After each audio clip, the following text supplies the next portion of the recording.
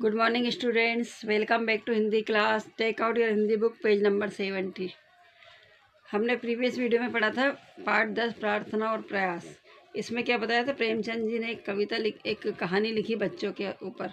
तो उसके बारे में बताया था कि शेर का नाम सुन के सबको डर लगता है। एक बार क्या हुआ, गडरिया का लड़का जंगल में गाय बैलों को चराने गया था।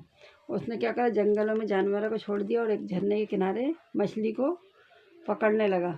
जब शाम को ही अपने घर जानवरों को इकट्ठे करने लगा तो उसमें से एक गाय गायब थी।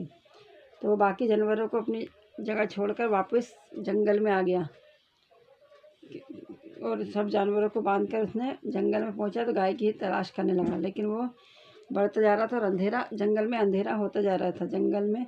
लेकिन फिर भी वो हिम्मत करते हुए आगे बढ़ता जा रहा था। और जंगल में क्या हुआ, थोड़ी देर बाद वो गाय को ढूंढते ढूंढते जब ज़्यादा टाइम हो गया तो अंधेरा हो गया तो वो डरने लगा। और जंगल में अच्छे अच्छे आदमी ले जाते, फिर वो तो छोटा सा बच्चा था। तो उसने क्या करा, रात को एक पेड़ के ऊपर चढ़ के बैठने की ठानी। और जब वो दिन भर का थका हुआ पेड़ पे चढ़ा तो उसको नींद आ गई थी। फिर एकदम से इसका ऐसा लगा कि कोई पेड़ को हिला रहा है। जैसे पेड़ को जोर से हिलने की आवाज़ आई तो उसकी नींद खुली तो देखा तो नीचे एक शेर खड़ा था और शेर उसकी तरफ देखे जा रहा था। तो उसको अपने आप को बहुत उसको डर लगने लगा। तो उसने दोनों हाथों से पेड़ को और अच्छे से पकड़ लिया। अब उसकी नींद भग गई थी। कई घंटे बीत गए पर शेर वहाँ से बिल्कुल भी हिला नहीं था और वो उछल उछल के लड़के को पकड़ने की कोशिश कर रहा था और लड़का चिल्ला रहा था। अब इसके आगे हम आज पढ़ते हैं। रात ज्यों तो कटी सवेरा हुआ। जैसे तैसे रात कटी तो सुबह हुई। लड़के को कुछ भरोसा हुआ कि शायद शेर उसे छोड़कर चला जाए। लड़की को ऐसा लगा अब सुबह हो गई तो हो सकता है शेर चला जाए। मगर शेर ने हिलने का नाम तक ना लिया। लेकिन शेर बिल्कुल वहीं पर खड़ा रहा। सारा दिन वह उसी पेड़ के नीचे बैठा रहा। शिकार सामने देखकर वह कहाँ जाता। सारे दिन वो जो शेर था वो वहीं पेड़ के नीचे बैठा रहा क्योंकि उसको तो शिकार मिला था। पेड़ पर बैठे बैठे लड़के की देह अकड़ गई थी। पेड़ पर बैठे बैठे लड़का बहुत ज़्यादा थक गया था। भूख के मारे बुरा हाल था, उसको बहुत तेज़ भूख लग रही थी। मगर शेर था कि वहाँ से तनिक भी ना हटता। लेकिन वहाँ से शेर हट ही नहीं रहा था। उस जगह से थोड़ी ही दूर पर एक झरना था। जहाँ पर वो पेड़ था उससे थोड़ी दूर पर एक झरना था। शेर कभी कभी उस तरफ ताकने लगता था।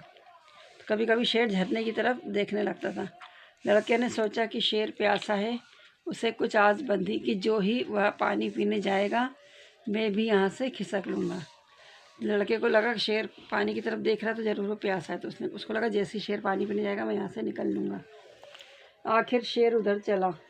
लड़का पेड़ पर से उतरने की फिक्र कर ही रहा था कि शेर पानी पीकर लौट आया। लड़का शेर पानी पीने जा रहा था, फिर जैसे लड़का पेड़ से उतरने वाला था इतने में शेर पानी पीकर वापस आ गया। शायद उसने भी लड़के की मंशा समझ ली थी। शायद शेर को भी समझ में आ गया था कि लड़का क्या चाह रहा है। वह आते ही इतनी ज़ोर से गुर्राया और ऐसा उछला कि लड़के के हाथ पांव ढीले पड़ गए, मानो वह नीचे गिरा जा रहा हो। मतलब शेर इतनी ज़ोर से गुर्राया कि लड़का एकदम से कमज़ोर पड़ गया और नीचे गिरने लगा। अब उससे मालूम होता था जैसे हाथ पे पांव पेट में घुसे जा रहे हों। ज्यों तो करके वह दिन भी बीत गया। जैसे तैसे करके उसको डर डरा के वो वाला दिन भी उसका निकल गया। जो जो रात होती जाती थी शेर की भूख भी तेज़ होती जाती थी। जैसी रात हो रही थी तो शेर को भी बहुत तेज़ से भूख लग रही थी। शायद उसे यह सोच कर गुस्सा आ रहा था कि खाने की चीज़ें सामने रखी है और मैं 2 दिन से भूखा बैठा हूँ। शेर को ऐसा लग रहा था कि देखो खाने की चीज़ सामने और मैं 2 दिन से मैंने कुछ भी नहीं खाया है। क्या आज भी एकादशी रहेगी? वह रात भी उसे ताकते ही बीत गई। एकादशी के दिन उपवास करते हैं ना, कुछ नहीं खाते हैं। तो शेर को लगा कि आज मेरी एकादशी हो गई। तीसरा दिन भी निकल गया। मारे भूख के उसकी आंखों में तितलियां सी उड़ने लगीं। अब तीसरा दिन आया, उस दिन भी शेर की आंखों में तकलीफ़ होने लगी। भूख के मारे उसकी आंखों में थकान लगने लगी। अब उसको डाल पे बैठे बैठे भी मुश्किल लग रहा था। कभी कभी तो उसके जी में आता कि शेर मुझे पकड़ ले और खा जाए। वो लड़का सोचता था कभी कभी तो मेरे को शेर पकड़ ले और खा जाए। उसने हाथ जोड़कर ईश्वर से विनती की, भगवान क्या तुम मुझ गरीब पर दया ना करोगे? लड़के ने भगवान का हाथ जोड़ के कहा कि मुझ पर दया करिए। शेर को भी थकावट मालूम हो रही थी। बैठे बैठे उसका जी उब गया था। वह चाहता था कि अब किसी तरह जल्दी से शिकार मिल जाए। शेर भी वो थक गया था, बैठे बैठे थकान लग रही थी उसको, तो वो भी चाहता था अब जल्दी से शिकार मिल जाए। लड़के ने इधर उधर बहुत निगाह दौड़ाई कि कोई नज़र आ जाए, मगर कोई नज़र नहीं आया। तब वह चिल्लाकर रोने लगा, मगर वहाँ उसका रोना कौन सुनता। लड़का इधर उधर देख रहा था लेकिन उसको कोई भी नहीं दिख रहा था। बहुत ज़ोर ज़ोर से चिल्लाने लगा, लेकिन उसके वो रो रहा था तो कोई उसको सुनने वाला नहीं था। आखिर उसे एक तरकीब सूझी। वह नीम की फुनगी पर चढ़कर अपनी धोती खोलकर हवा में उड़ाने लगा कि शायद किसी शिकारी की नज़र पड़ जाए। एक दिन उसको तरकीब सूझी कि जो पेड़, नीम का पेड़ था, उसके ऊपर चढ़ गया और अपनी धोती खोलकर हवा में उड़ाने लगा कि कोई देख ले। एकाएक वह खुशी से उछल पड़ा। उसकी सारी भूख, सारी कमजोरी गायब हो गई।